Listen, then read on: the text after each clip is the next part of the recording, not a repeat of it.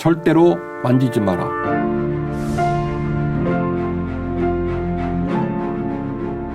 제발 좀 가져가. 못 살겠어. 갖고 있으려니 도저히 갖고 있을 수가 없었어. 감당이 안 됐죠. 예.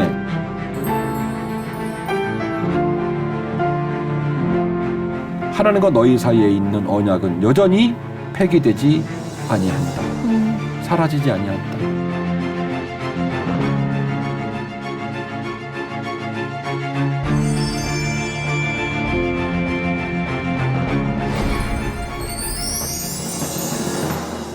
주인 씨, 좋은 아침입니다. 네, 목사님, 저 엄청 기대하며 왔어요. 그러게요. 자, 오늘은 언약궤의 사용 방법. 사용 방법이요? 그렇죠. 네. 그리고 언약궤의 그 이후 이야기. 그래서 언약궤는 아주 지난주 이번 주로 끝나는 거예요. 싹 정리를 한번 해보려고 진행을 하도록 하겠습니다. 자, 주인 씨, 지난주에 얘기한 그 언약궤의 생김새를 보면 특징이 있었어요. 네. 뭐였죠? 네모나게 상자처럼 괴 모양으로 생겼었고 그렇죠. 그 위에 그룹들이 이렇게 그렇죠. 날개를 뚜껑, 펴서 시음소. 뭔가를 보호하는 그런 모습으로 예. 생겼었죠. 그리고 그 중요한 특징 중 하나가 채였어, 채. 봉. 아, 맞아요. 네. 어깨에 메고 갈 수 있도록 어깨에 봉이 메고 갈 수 있었죠. 있도록 봉을 꽂았는데 뭐라고 말씀하고 있냐면 빼라, 빼지 마라. 빼지 마라. 그거를 빼지 말고 꽂아 넣어라 이렇게 네. 얘기를 하는 거예요. 그 말은 무슨 얘기냐? 언제라도 언약궤를 옮길 수 있도록 준비하라 이 그쵸. 말이에요. 네. 그런데 특징이 있어요. 거기다 봉을 넣으라는 얘기는 어깨에다 매라는 얘기예요. 손으로 네. 잡아 들든 어깨에 매든. 자, 그 말은 무슨 얘기냐? 언약궤는 언약궤에 뭐가 들어가고 언약궤의 자체의 의미가 뭐냐도 중요하지만 언약궤를 사용하는 사용 방법, 매뉴얼이 있다는 거예요. 그렇군요. 이 매뉴얼대로 네. 쓰라는 거예요. 오. 그런데 성경에는 이 매뉴얼을 숙지하지 못하거나 이 매뉴얼을 알고도 함부로 여겨가지고 이상한 일들이 벌어지는 얘기가 많이 나옵니다. 네. 오늘 그 얘기를 좀 진행을 해보도록 하겠습니다. 좋습니다. 첫 번째 언약궤는 역대상 13장 1절 이하의 본문을 보니까 네. 너희는 이 언약궤를 제사장들이 어깨에 메고 옮겨라, 이동을 해라 그렇게 네. 얘기를 하셨어요. 그래서 항상 움직일 때 편의상 불편하니까 술에다가 이렇게 사과박스 씻듯이 딱 올려가지고 막 끌고 다니면 안 돼요. 안 되죠. 법궤는 항상 제사장들이 어깨에 메고 이동을 하라 이렇게 되어 네. 있습니다. 민수기 4장 4절에서 6절 말씀을 보면 이 언약궤를 옮길 때 언약궤는 거룩한 것이기 때문에 3번 싸라고 돼 있어요. 아, 3번. 그렇군요. 네. 첫 번째는 성소와 지성소 사이를 가로막고 있는 휘장. 그 휘장으로 더 뜯어야 되니까 휘장으로 덮고 그 위에다가 해달 가죽을 덮고 그 위에다가 순청색 보자기를 덮어서 세 겹으로 싸서 어깨에 메고 언약궤를 움직여라. 이게 사용 네. 방법이에요. 매뉴얼이에요. 세 번째, 절대로 만지지 마라. 언약궤가 거룩한 것이니까 민수기 4장도 그렇고 레위기 16장도 그렇고 절대로 만지지 마라. 피 없이 만지지 말 것이고 거룩하게 함부로 만지면 안 된다. 이렇게 그렇군요. 되어 있습니다. 마지막 네 번째로 이 언약궤를 옮길 때는 아무 위치에서나 옮기는 게 아니라 항상 백성들의 맨 앞에서 옮기라는 거예요. 맞아요. 항상 맨 앞에 그러니까 있었죠. 네. 이스라엘 백성이 움직이게 되어지면 그 백성들의 맨 앞에 뭐가 있냐면 언약궤가 있는 거예요. 네. 술에 실려서 아니요. 아니고 이고. 예, 어깨에 이고 메고 이렇게 가는 거예요. 그렇게 움직이라고 하는 것이 언약궤의 사용 매뉴얼 4가지입니다. 네. 이스라엘 백성들이 가나안 땅을 들어갈 때 요단강을 도하할 때도 성경이 어떻게 증거하고 있냐면 제사장들이 언약궤를 어깨에 메고 먼저 그리고 건넜다고 하죠. 막 범람을 하고 있는 네. 요단강으로 들어갔다는 얘기가 나오게 되고 그리고 또 여리고성을 7번 돌라고 명령하셨을 때 백성들이 7번 돌 때도 역시 언약궤가 맨 앞에서 네. 이끌어가는 모습이었으니까 언약궤 사용 방법은 4가지다라는 얘기예요. 그렇네요. 자, 이 약속을 지켰으면 사달이 나겠습니까? 안 나겠습니까? 안 납니다. 안 나죠. 그런데 결국 그 어마어마한 사달이 나고 맙니다.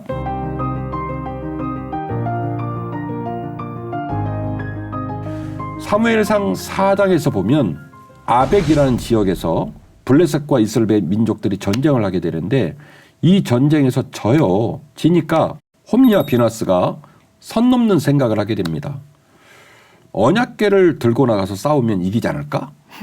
네. 언약궤 맞아요. 언약궤 끌고 나가면 이길 수 있어 이렇게 생각을 해가지고 아벡 전쟁에서 결국 언약궤를 뺏기는 기가 막힌 일이 벌어지게 됩니다. 그야말로 초유의 사태가 벌어지게 네. 되고요. 단번에 뺏기는 거예요. 그냥 한 번에 그냥 깨끗하게 한 번에 뺏기게 되고 이 오만과 이 교만으로 말미암아 이스라엘 민족들은요 치명적인 상처를 받아요. 그때 엘리의 나이가 98세라 그의 눈이 어두워서 보지 못하더라. 그 사람이 엘리에게 말하되 나는 진중에서 나온 자라. 내가 오늘 진중에서 도망하여 왔나이다. 엘리가 이르되 내 아들아 일이 어떻게 되었느냐. 소식을 전하는 자가 대답하여 이르되 이스라엘이 블레셋 사람들 앞에서 도망하였고 백성 중에는 큰 살육이 있었고 당신의 두 아들 홈니와 비느하스도 죽임을 당하였고 하나님의 궤는 빼앗겼나이다. 하나님의 궤를 말할 때에 엘리가 자기 의자에서 뒤로 넘어져 문 곁에서 목이 부러져 죽었으니 나이가 많고 비대한 까닭이라. 그가 이스라엘의 사사가 된 지 40년이었더라. 그의 며느리인 비느하스의 아내가 임신하여 해산 때가 가까웠더니 하나님의 궤를 빼앗긴 것과 그의 시아버지와 남편이 죽은 소식을 듣고 갑자기 아파서 몸을 굽으려 해산하고 죽어갈 때에 곁에 서 있던 여인들이 그에게 이르되 두려워하지 말라. 내가 아들을 낳았다 하되 그가 대답하지도 아니하며 관념하지도 아니하고 이르기를 영광이 이스라엘에서 떠났다 하고 아이 이름을 이가봇이라 하였으니 하나님의 궤가 빼앗겼고 그의 시아버지와 남편이 죽었기 때문이며 또 이르기를 하나님의 궤를 빼앗겼으므로 영광이 이스라엘에서 떠났다 하였더라. 아멘. 우리가 읽지만 참 비극적인 네. 내용입니다. 아벡 전쟁에서 결국 수많은 이스라엘 백성이 죽고 홈니와 비느하스가 죽고 그 얘기를 듣고 있던 엘리 대제사장이 죽고 네. 엘리 대제사장이 비록 나이가 많아 총기가 사라졌지만 대제사장 직무를 40년을 감당한 분입니다. 만만한 분이 아니에요. 그러니까 사실은 잘해오다가 막판에 이렇게 좀 절단이 나는 상황이 벌어지게 된 건데 네. 그리고 비느하스의 부인이 아기를 낳다가 아들을 낳아놓고 또 죽어요. 죽고 그 아들한테 이름을 붙여주는데 이가봇이라고 하는 이름을 붙여줍니다. 저도 아들 둘이 있고 우리 주인 씨도 딸이 있습니다마는 부모가 자녀를 낳으면 얼마나 이름을 지을 때 신경을 씁니까? 그럼요. 우리 집 아들들도 부모가 이름을 지을 때 굉장히 사랑스럽게 이름을 짓고 네. 주인 씨 부부께서도 딸 이름을 그렇게 짓는단 말이에요. 어떤 부모가 자식한테 저주스러운 이름을 져주고 싶겠습니까? 그렇죠. 영광이 떠났다라뇨. 그런데 그 아들 이름 내가 져주고 죽을게. 이가봇이라 해. 하나님의 영광이 이스라엘에서 떠났어. 떠났다. 그런데 떠났다는 말을 할 때 그 말을 한 이유가 묘합니다. 지금 오늘 이 읽으신 비극적인 얘기는 한 집안 얘기예요. 홈니와 비느하스 형제고 그 아버지 며느리 얘기예요. 손자 얘기입니다. 그럼 일반적 가정 얘기입니다. 그런데 오늘 본문의 얘기에 계속 등장되는 우리의 귀를 자극하는 일련의 얘기가 있는데 법궤 얘기가 나와요. 맞아요. 네, 계속 신경을 쓰는 게 법궤 얘기예요. 엘리 대제사장이 목이 부러져 죽었던 내용도 보면 홈니와 비느하스 얘기할 때 안 죽었어. 근데 홈니와 비느하스 죽었습니다. 아이고 그러다가 근데요 법궤도 뺏겼어요. 뺏겼습니다. 그 말을 듣자마자 뒤로 자빠지면서 목이 부러져 죽은 거예요. 죽었다죠. 네. 그리고 이가봇이라는 비극적인 이름을 져줘야 했던 며느리, 그 며느리가 금쪽 같은 내 아들에게 내가 이가봇이라는 이름을 붙이는 이유를 뭐라고 말하냐면 뭘 뺏겼기 때문에 하나님의 궤를 뺏겼기 하나님의 때문에. 궤를 법궤를 뺏겼기 때문에 언약궤를 뺏겼기 때문에 하나님의 언약이 담긴 하나님의 임재가 담긴 그 궤를 뺏겼기 때문에 이스라엘 영광이 떠났다. 하나님께서 이스라엘께서 떠났다라고 이름을 그렇게 져준 거죠. 초유의 사태입니다. 그래서 단 한 번의 이 오만함으로 말미암아 법궤가 블레셋 수중에 들어가게 되는 네. 거죠. 더 비참한 것은 블레셋에서 뺏긴 이 언약궤를 별동대를 조직하거나 혹은 용병을 써가지고 가서 데려오지 않아요. 맞아요. 그냥 속수무책으로 보고만 있는 겁니다. 그러면 언약궤 입장에서는 이제 거기서 계속 이방 땅에서 하나님과 이스라엘 백성의 연결 통로요, 시은소, 임재의 장소인 그 어마어마한 가치를 가진 언약궤는 더 이상 하나님과의 언약이 깨지고 하나님과 백성의 언약이 깨지고 임재가 이루어지지 않는 이상한 방식으로 이방 땅에 방치가 되어 있을 상황이 되는 건데 놀랍게도 법궤가 스스로 돌아옵니다. 맞습니다. 아주 흥미진진한 얘기인데요. 그래서 제 이야기의 결로 따지면 제1기, 제2기, 제3기의 흐름이 있어요. 제1기의 흐름은 네. 블레셋 땅에서 이루어진 7개월 동안의 사건입니다. 네. 아스돗, 가드, 에그론 이 블레셋의 중요한 도시들 우리가 옛날에 블레셋 편에서 네. 얘기를 할 때 아스돗, 가드, 에그론이 얼마나 중요한 도시였는지 해양 도시 민족들 블레셋 얘기를 네, 함께 맞습니다. 다뤘습니다. 어쨌든 아스돗, 가드, 에그론에 가서 그러니까 요 위치가 블레셋 안에서 3번이나 바뀐 거는 뭐냐면 내어주기는 싫고 뺏기기는 싫고 왜냐하면 이 언약궤는 이스라엘 민족의 심장과 같은 물건이기 때문에 기물이기 때문에 주기는 싫은 거예요. 네. 그런데 갖고 있으려니 도저히 갖고 있을 수가 없었어요. 감당이 안 됐죠. 네, 왜냐하면 종기지행 와가지고 사람들이 막 죽어나가니까 감당이 안 되니까 폭탄 돌리기 하듯이 자기들끼리 자꾸 이제 언약궤를 돌리는 일이 벌어지는데 제 표현으로 언약궤가 스스로 돌아다니는 일들이 벌어지게 되는 거죠. 신기한 얘기인데요. 블레셋 사람들이 하나님의 궤를 빼앗아 가지고 에벤에셀에서부터 아스돗에 이르니라.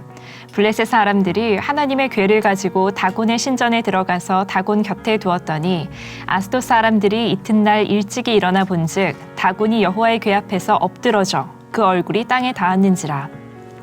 그들이 다곤을 일으켜 다시 그 자리에 세웠더니 그 이튿날 아침에 그들이 일찍이 일어나 본즉 다곤이 여호와의 궤 앞에서 또다시 엎드러져 얼굴이 땅에 닿았고 그 머리와 두 손목은 끊어져 문지방에 있고 다곤의 몸뚱이만 남았더라. 그러므로 다곤의 제사장들이나 다곤의 신전에 들어가는 자는 오늘까지 아스돗에 있는 다곤의 문지방을 밟지 아니하더라. 여호와의 손이 아스돗 사람에게 엄중히 더하사 독한 종기의 재앙으로 아스돗과 그 지역을 쳐서 망하게 하니 아스돗 사람들이 이를 보고 이르되 이스라엘 신의 궤를 우리와 함께 있지 못하게 할지라. 그의 손이 우리와 우리 신 다곤을 친다 하고 상반신은 사람이고 하반신은 물고기인 네. 특이한 형태를 가진 신이 다곤 신인데 그 다곤 신을 블레셋 사람들이 모시고 있었단 말이에요. 아스돗에서. 그래가지고 이제 이스라엘의 언약궤를 뺏어왔으니 자기들이 믿기로는 블레셋이 이 이스라엘의 신보다 위다라는 것을 상징적으로 보이기 위해서 다곤 신전의 다곤 신 앞에 그것도 사람이 깎아서 만든 밑에는 물고기 위에는 사람인 곳에다가 법궤를 딱 갖다 놓은 거 아닙니까? 하룻밤 지나고 나니까 그 다곤 신이 자빠진 거예요. 그래서 다시 이렇게 세워서 다시 하룻밤을 자고 나니까 이제는 자빠졌는데 그냥 자빠진 게 아니라 목 잘리고 머리가 잘렸죠. 예, 네. 목 잘리고 그리고 팔 잘리고 몸뚱아리만 남고 목하고 팔은 문지방에 가 있었다는 얘기죠. 그래서 그날 이후로 블레셋 사람들은 문지방을 안 밟았다. 뭐 이런 얘기가 나오는 상황이 벌어지는 건데 그리고 아스돗 사람들은 막 이제 종기지향에 와가지고 사람들이 막 죽어나가는 일련의 일들이 벌어지게 됩니다. 그렇게 해서 결국에는 폭탄 돌리기처럼 이들이 뺏기긴 싫고 돌려주긴 싫고 그리고 가지고 있자니 무섭고, 가지고 있자니 무섭고 네. 그래가지고 막 이제 돌리는 일이 벌어지게 되는 거예요.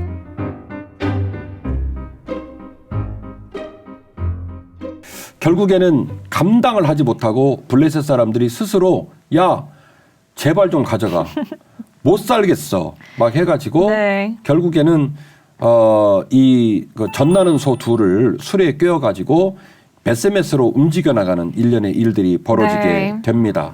기럇 여아림 사람들이 와서 여호와의 궤를 옮겨 산에 사는 아비나답의 집에 들여놓고 그의 아들 엘리아사를 거룩하게 구별하여 여호와의 궤를 지키게 하였더니 궤가 기럇 여아림에 들어간 날부터 20년 동안 오래 있은지라.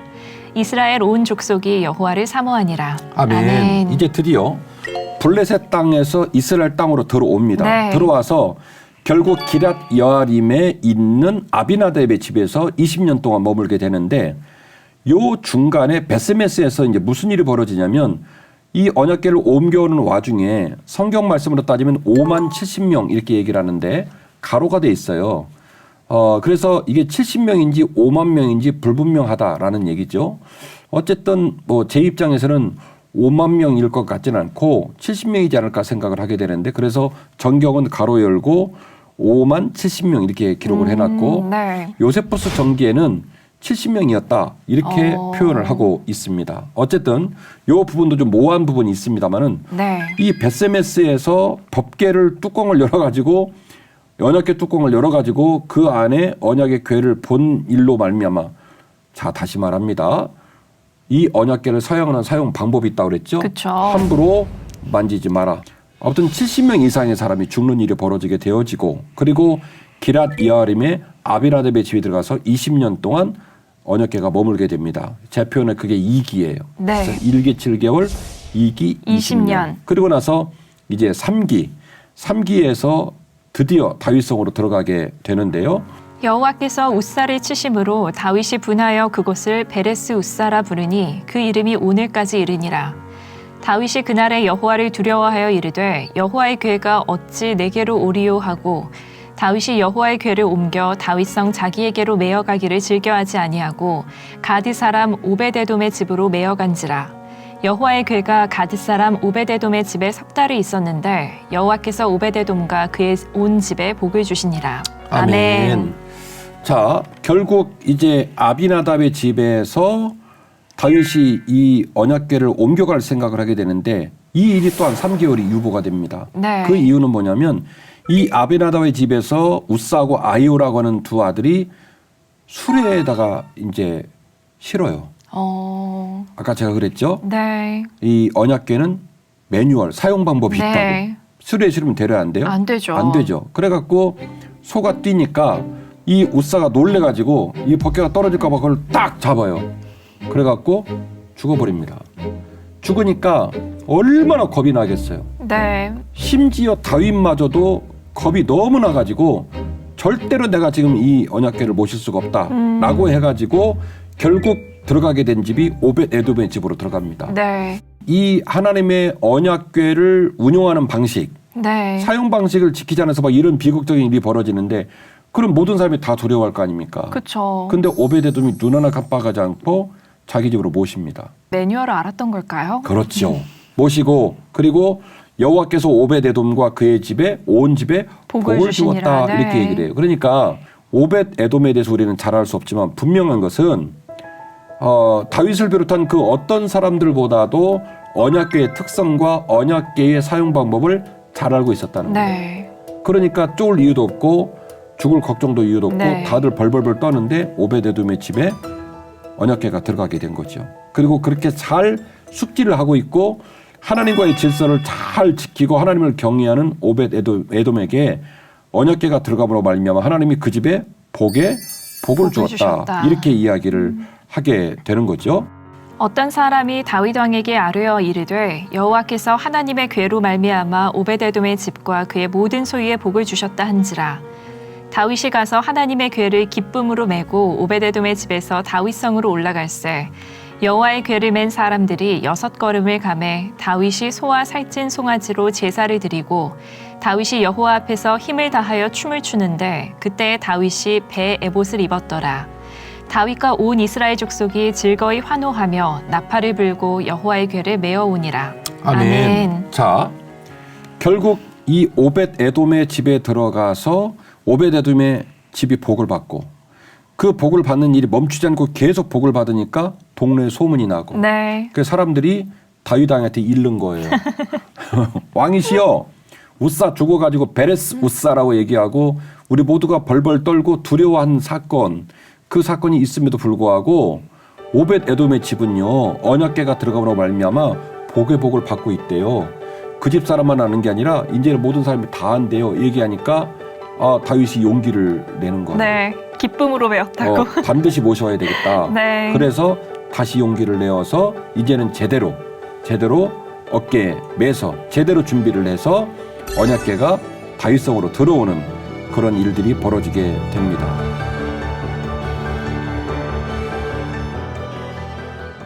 요단을 도하하고 난 다음에 결국 우여곡절 끝에 다윗성까지 들어오기까지의 그림이 그려져 있고 네. 위치마다 사건을 명기를 해놨는데 그렇네요. 네. 결국 이 복잡한 얘기 같지만 이 지도만 가지고 딱 봐도 제가 쓰는 표현 법궤가 스스로 돌아왔다. 네, 맞아요. 이런 말이 딱 이해가 돼요. 네. 그리고 굉장히 넓은 지역을 움직이게 되는 거거든요.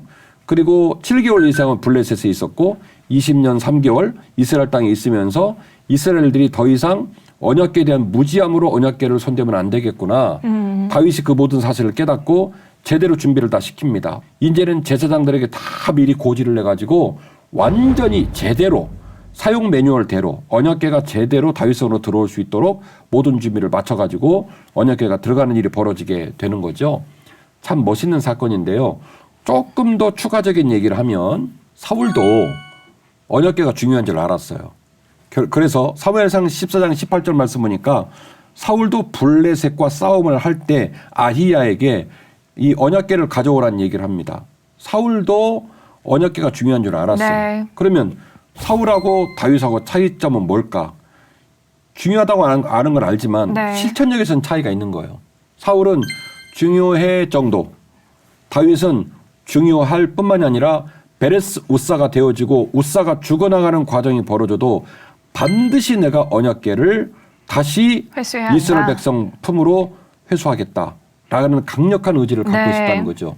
이 강력한 의지를 가진 실천력 때문에 결국 언약궤가 이스라엘 품으로 들어오게 된 거죠. 네. 우리에게 하나님의 언약과 말씀에 대한 사모함이 꼭 필요하리라고 생각이 됩니다.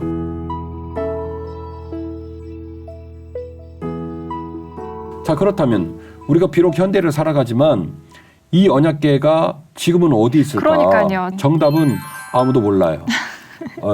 며느리도 몰라.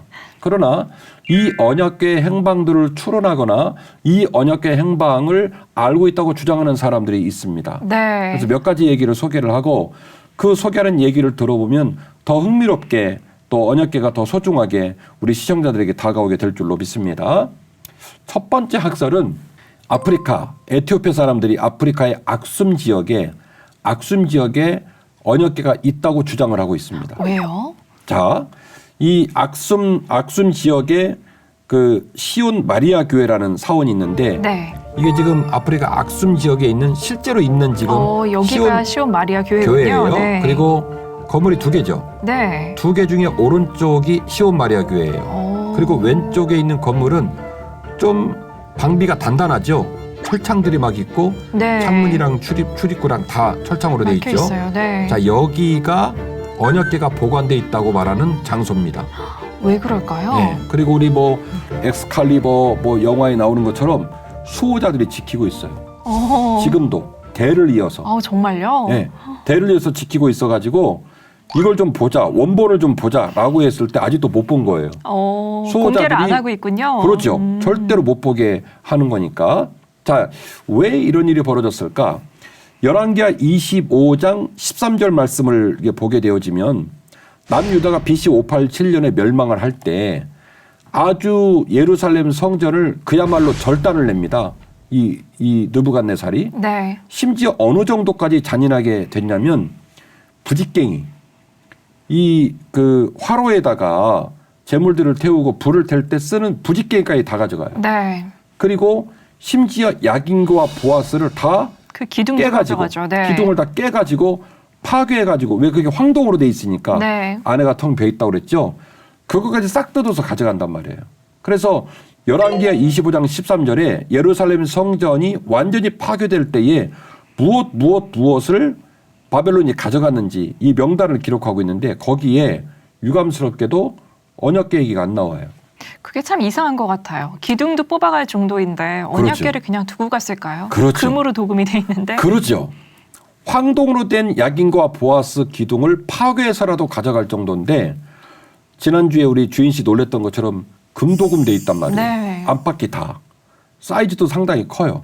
그러면 그 귀한 언약궤를 안 가지고 왔겠습니까? 당연히 가져갔을 것 같은데요. 그렇죠. 네. 그런데 언약궤 얘기가 안 안 나와요. 나와요. 그래서 신학자들은 아무래도 남유다 왕국의 멸망 이전에 언약궤가 어떤 방식으로든지 망실되지 않았을까 이런 생각을 하게 되는 거죠. 그렇군요. 자, 그래서 추론을 하는 거예요. 네. 이게 어떻게 되었을까 이렇게 추론을 하고 있는 중인데 열왕기상 10장을 보시면 에티오피아 그 시바 왕이 네. 솔로몬을 방문을 하게 됩니다. 그래서 솔로몬을 방문한 이유를 얘기를 하죠. 당신이 이 세상에 가장 지혜로운 지혜로워서, 사람이라는데 네. 그래가지고 질문을 하는데 솔로몬이 막 거침없이 답변을 다 하죠.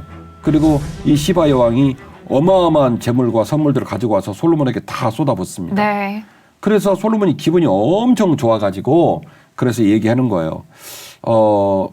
정말 고맙다. 그리고 이렇게 먼 곳에서 여기까지 와줘가지고 우리가 너무 친하게 된 것도 귀하다. 그러니 네가 원하는 거 말만 해라. 다 해준다. 뭐 이렇게 되는 거죠. 그래가지고 이 에티오피아 사람들은 이 사건을 통해서 시바 여왕이 솔로몬의 은총을 입었다라고 얘기를 하고 이 두 사람의 합방으로 이루어진 아들이 난다 이렇게 생각을 하는 거예요. 메넬리크 1세. 네. 이 에티오피아의 메넬리크 1세가 결국 이 두 사람이 아들로 얘기를 하면서 이 메넬리크 1세가 이후에 솔로몬한테 찾아가서 아버지 그 언약궤 제가 관리할게요. 그렇게 해가지고 네. 언약궤를 받아왔다라는 논리를 얘기하는 거예요.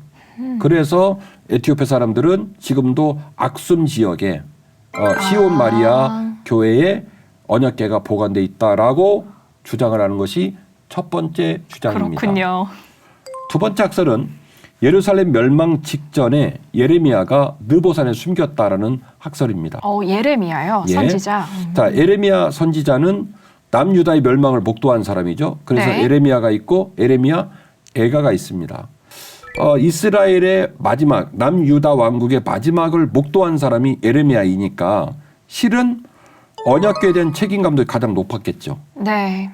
왜냐하면 자기 눈앞에서 나라가 사라지는 상황을 보는데 그 나라가 다시 시작된다면 그 나라가 다시 회복이 된다면 절대로 마지막까지 보존되어야 할 게 뭐냐면 언약궤거든요. 네. 그래서 외경 중에 마카비서라는 외경이 있어요. 이 마카비서가 두 권으로 돼 있는데 마카비 1권, 마카비 2권. 마카비 2권 외경에 이 느보산의 에레미야가 언약궤를 숨겼다는 얘기가 나옵니다. 그렇군요. 자, 정경은 아니지만 네. 우리가 이제 많은 시청자들이 언약궤 행방을 궁금해 하시니까 이런 이야기들도 있다라는 차원에서 소개를 하는 거예요. 마카비서를 드디어 읽게 되겠습니다. 우리의 보존 문서 속에서 예언자 예레미야의 이야기를 읽을 수가 있습니다. 예레미야는 잡혀간 사람들에게 앞에서 말한 그 제단불을 가지고 가라고 명령했습니다. 그뿐 아니라 예레미야는 그들에게 율법을 주면서 주님의 계명을 잊지 말 것과 금과 은으로 만든 우상과 그 장식물을 보더라도 미혹되지 말 것을 당부했었습니다. 그 밖에도 이와 비슷한 충고를 했지만 그 중에서도 예언자는 그들의 마음에서 율법이 떠나지 않게 하라고 일렀습니다. 같은 기록에 있는 이야기입니다만 예레미야는 모세가 하나님께서 주신 땅을 보려고 올라갔던 그 산으로 갈 때에 하느님의 지시를 받고 장막과 계약궤를 따라다니게 하였습니다. 예레미야가 그곳에 이르렀을 때에 동굴 속에서 방을 하나 발견하고 그 속에다 장막과 계약궤와 분향제단을 안치했습니다. 그리고는 그 입구를 막아버렸습니다. 그와 함께 갔던 몇 사람이 그 길에 표시를 하려고 그곳으로 가보았지만 찾을 수가 없었습니다. 흥미진진한 얘기죠. 네, 그러니까 미카비서. 결국 마카비서 하편, 마카비 네. 2서는 이게 이제 외경이기 때문에 우리가 이 정황 관계를 전경으로 확인할 수는 없습니다. 네. 그러나 충분히 가능성이 있다. 왜냐하면 에레미야는 결국 이스라엘 백성들이 바벨론의 침공을 통해서 멸망할 것을 얘기합니다. 네. 그러니까 이제 그 결국 하나니 선지자라든지 막 갈등이 있게 된 이유가 에레미야가 말도 안 되는 소리를 하니까 막 그러는 거죠. 에레미야는 말합니다. 우리는 멸망할 거다. 이 고통스러운 얘기를 했던 사람이고 그러나 하나님께서 70년의 안식과 70년의 징계와 70년의 교육의 과정을 거치고 난 이후에 우리 민족을 회복할 것이다라는 그 새로운 소망을 얘기를 하니까 에레미야 입장에서는 그렇다면 모든 게 다 사라진다 할지라도 그루터기는 남아야 되잖아요. 그 그루터기 역할을 할 수 있는 중요한 것 중에 하나가 뭐냐면 언약궤란 말이에요. 그래서 마카비 2서는 이 에레미야가 느보산 어딘가에 이 언약궤를 잘 숨겼다라고 기록물을 남겨놓고 있고 또 어떤 사람들은 그걸 찾으려고 표시를 하려고 했지만 나중에 가보니까 도저히 찾을 수가 없었다. 이 위치가 어디쯤인가요, 목사님? 그래서 지금도 그걸로 말미암아 영화가 많이 나오는 이유가 뭐냐면 여기다 저기다 말하는 이유가 뭐냐면 결국 예루살렘 성 중심으로 어딘가 있을 거라고 얘기를 하고 있지만 그게 정확히 어딘지는 모른다. 그런 상황이 네. 벌어지는 거죠. 그걸 모르기 때문에 그걸로 이제 상상력으로 작가들이 글을 쓰고 자꾸 이제 영화가 나오는 거죠. 액션 어드벤처 영화가 이렇게 나오게 되는 상황입니다. 세 번째로는 AD 70년에 티투스 황제가 우리가 지난 회차에서도 얘기를 했습니다마는 베스파시아누스 아버지와 함께 AD 67년에 예루살렘을 멸망시키기 위해서 티투스 장군이 방문을 하고 3년이 지난 후에 AD 70년에 예루살렘 성이 완전히 멸망을 하게 됩니다. 그리고 완전히 멸망을 시키고 그때 사내들인 공예 다 해산되고 네. 그리고 티투스가 이제 로마의 10대 황제가 되지요. 그래서 이 사건을 기념하기 위한 이른바 개선문, 티투스의 이 공전을 찬양하기 위한 개선문, 이 개선문이 로마에 있는데요. 이 로마의 안쪽 벽에 부조가 있어요. 유대교를 상징하는 장비들을 다 싣고 전리품으로 움직이는 내용들이 나오게 네. 되어지는데 거기에 7가지가 있는 촛대 메노라, 가장 중요한 상징인 메노라를 옮기는 과정이 선명하게 부조로 나와 있고 그 앞에는 또 황금 나팔이 나와요. 그다음에 또 그 옆에 진설병을 놓았던 테이블, 그 테이블을 들어서 옮기는 그림들이 쭉 부조로 석조 부조로 나오게 됩니다. 성막 시대에는 언약궤가 매우 중요하다고 그랬죠. 네. 언약궤 안에 언약이 들어있고 언약궤 위에 시은소, 시은좌에 네. 하나님의 임재가 임하니까 그 언약궤는 하나님의 언약과 하나님의 임재라고 하는 두 가지 의미로 중요한 의미를 갖고 있다고 말씀드렸습니다. 나중에 성전이 되고 나니까 성전 시대에는 지성소 안에 일반인은 볼 수도 없는 언약궤가 어딘가에 있다는 얘기만 들려지고 왕과 함께 대제사장과 함께 나라가 움직입니다. 시스템이 좀 바뀌죠. 네. 제국의 모양을 닮아간단 말이에요. 그래서 언약궤에 대한 관심도가 점점점 줄어들게 됩니다. 그리고 더 나아가서 결국 성전 시대가 끝나고 성전이 파괴되어지고 그리고 이제 포로기 시대가 오게 되어지니까 결국 여전히 하나님의 임재를 얘기를 해야 될 상황인데 결국 언약궤의 행방이 모호해지는 상황이 벌어지는 일이 벌어지잖아요. 이때쯤 하나님의 임재를 상징하는 기구가 이제 바뀌게 되는데 그게 바로 메노라가 되는 거예요. 금촛대 메노라로. 그렇군요. 네. 그리고 포로기 이후에는 하나님의 이름이 또 하나님의 임재로 바뀝니다. 그래서 포로기 이후에는 집중적으로 하나님의 이름이 나오게 되죠. 이런 흐름 속에서 메노라가 매우 중요한 역할을 감당하고 있는데 AD 70년 티투스 황제의 전공을 그리는 개선문 안쪽에 아까 보셨지만 메노라를 너무 과하게 크게 네. 석조 부조를 만들어 놨어요. 그래서 하나님의 임재를 결국 로마의 시저가 옮겨왔다라는 혐의를 개선문 안에다가 마음껏 그렇군요. 전리품으로 네. 표기를 해놓게 된 거죠. 그래서 결국에는 AD 70년에 예루살렘 성이 정확하게 다 회파되면서 결국 언약궤가 그때 메노라의 움직임과 함께 움직이지 않았느냐라고 하는 얘기 3가지 학설을 소개를 했습니다. 네. 정확하게 말하면 어디에 있을까, 어떻게 되었을까 아는 자가 없지요. 많은 학자들은 우리가 알 수 없는 시기에 알 수 없는 방법으로 사라지게 되지 않았을까 이렇게 이야기를 하고 있는데 안타깝죠. 너무나 많이 오래된 성경의 이야기들입니다마는 지금 유산과 유물들이 많이 남아 있거든요. 그 유산과 유물들을 우리가 갖고 있는 걸 고려한다면 언약궤가 남아 있으면 얼마나 좋을까. 그러니까요. 이런 바람이 크고 그래서 지금도 이 고고학자들은 이 언약궤를 찾으려고 혈안이 되어 있어요. 심지어 기독교 밖에 있는 종교에서도 언약궤를 찾으려고 하는 모습들이 네. 있어요. 그래서 그런 것들로 액션 어드벤처 또 나왔어요. 영화가 많이 나오는 이유가 네. 많은 사람들의 관심도가 있기 때문에 그렇습니다. 자, 그런데요. 오늘 저는 더 깊이 이야기꾼으로 아주 뜻밖의 이야기를 들려드리면서 언약궤 상편과 하편을 마치려고 합니다. 여호와의 말씀이니라 너희가 이 땅에서 번성하여 많아질 때에는 사람들이 여호와의 언약궤를 다시는 말하지 아니할 것이요 생각하지 아니할 것이요 기억하지 아니할 것이요 찾지 아니할 것이요 다시는 만들지 아니할 것이며 그때 예루살렘이 그들에게 여호와의 보좌라 일컬음이 되며 모든 백성이 그리로 모이리니 곧 여호와의 이름으로 말미암아 예루살렘에 모이고 다시는 그들의 악한 마음에 완악한 대로 그들이 행하지 아니할 것이며 그때에 유다 족속이 이스라엘 족속과 동행하여 북에서부터 나와서 내가 너희 조상들에게 기업으로 준 땅에 그들이 함께 이르리라. 아멘. 이 예레미야 3장 16절 말씀은 언약궤에 관하여 직접적인 기록을 남긴 마지막 본문입니다.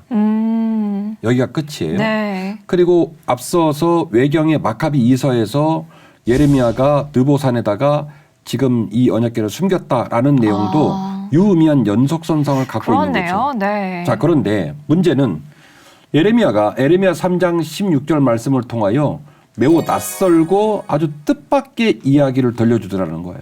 이 예레미야가 주고 있는 메시지는 민족의 마지막 멸망을 보면서 그리고 멸망을 보았음에도 불구하고 하나님이 세계를 열어 민족을 이끌어 가실 때에 물리적인 언약과 상징들이 다 폐기되어지면서 이것이 더 나아가 하나님과 하나님 백성 사이에 보이지 않는 언약으로 승화되고 있는 모습을 예레미야 3장 16절 말씀 이하를 통해 보여주는 거예요.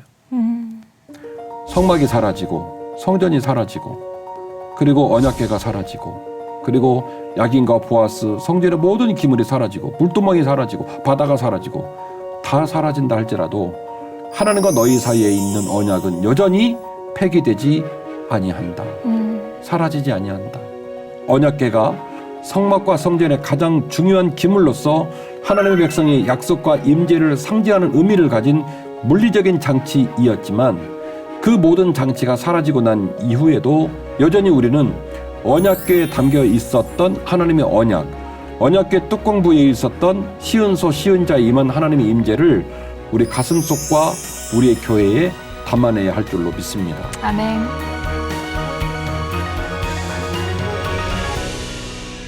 저는 이 언약궤를 특별히 다뤄주셔서 정말 흥미진진하게 들었는데요. 평소에는 예배 시간에 설교를 들을 때 이 언약궤에 대해서만 설교를 듣지는 않잖아요. 그렇죠. 그래서 뭔가 많은 성도분들이 언약궤에 대해서는 그 존재에 대해서는 알고 있지만 네. 이 언약궤가 왜 중요한지 그리고 지금은 언제를 마지막을 기점으로 이제 더 이상 언급이 안 되는지 이런 부분들은 몰랐던 사실이거든요. 그렇죠. 그래서 이런 부분이 바로 더 깊이의 매력이 아닐까라는 그렇죠. 생각을 다시 한번 하게 됐습니다. 우리 더 깊이 시청자들이 성경에 대한 지식이 더 깊어지고 신앙적 수준이 더 높아진 줄로 믿고 다음 회차 더 좋은 얘기를 가지고 나올 텐데요. 기대하시고 함께해 주시면 고맙겠습니다. 네, 오늘도 함께해 감사합니다. 주셔서 고맙습니다. 고맙습니다.